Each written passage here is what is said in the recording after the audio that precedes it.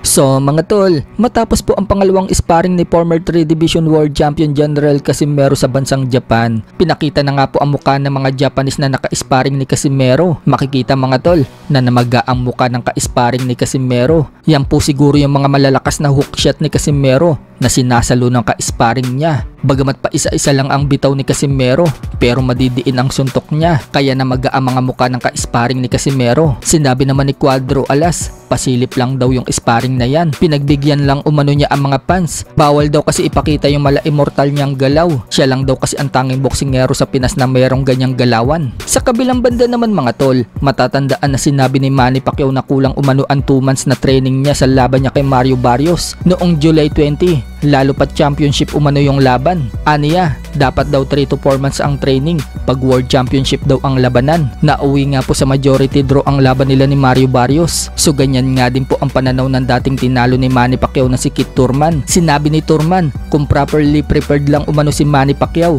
tinalo na daw dapat ni Manny Pacquiao si Barrios. Kulang daw para kay Manny Pacquiao ang 2 months na preparation sa laban kay Barrios. Pero kung hindi lang daw 2 months itong nag-prepared si Manny Pacquiao, mananalo daw dapat ito kay Barrios. Maganda daw ang pinakita ni Manny Pacquiao sa opening 6. Kaso pagdating daw ng last 3 rounds, nag-fading na daw si Manny Pacquiao. Nag-slow down na daw si Manny Pacquiao sa 2 combo. Hindi daw katulad sa past na mga laban ni Manny Pacquiao. Bumabato daw ito ng 4, 5, 6 punches. Sa ngayon mga tol, usap-usapan na ang makakalaban ni Manny Pacquiao ay itong si Rolly Romero. Championship nga din po ang labanan na yan. Hawak po kasi ni Romero mga tol ang WBA welterweight world title. Pero kung sa December babalik si Manny Pacquiao, halos 2 months lang din ang preparation niya. Kaya suggest na mga fans, sana daw sa susunod na taon na lang daw ang laban ni Manny Pacquiao para mahaba daw yung preparation. Sa ibang banda naman mga tol, pinagkumpara na Jake Paul ang jet niya sa jet ni Mayweather. Sa video, sinabi ni Jake Paul, akala daw niya malaki yung jet ni Mayweather. Tinuro niya ang jet ni Mayweather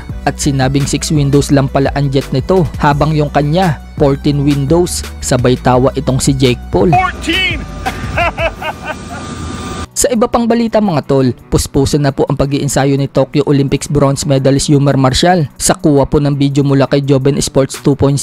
Makikita mga tol na pinapalakas ni Yumar Marshall ang kanyang katawan. Nagbubuhat po siya na mabibigat sa gym. Kailangan talaga maging matibay si Yumar Marshall dahil hindi biro itong makakalaban niya sa October 29 sa Trilla in Manila 2. Knockout artist po kasi itong kalaban ni Yumar na si Eddie Colmenares na taga Venezuela. Sa 11 panalo po kasi nitong mga tol, lahat knockout. Meron siyang 2 talo at 1 tabla. Yung 2 talo niya galing sa desisyon. So ibig sabihin lang mga tol, wala pang nakakapagpa-knockout dito. Kaya masusubukan talaga dyan si Yumar Marshall. Pinakita pa nga ng Viva Promotion ang highlights nitong si Eddie Colmenares kung paano nito pinabagsak ng 2 beses yung kalaban.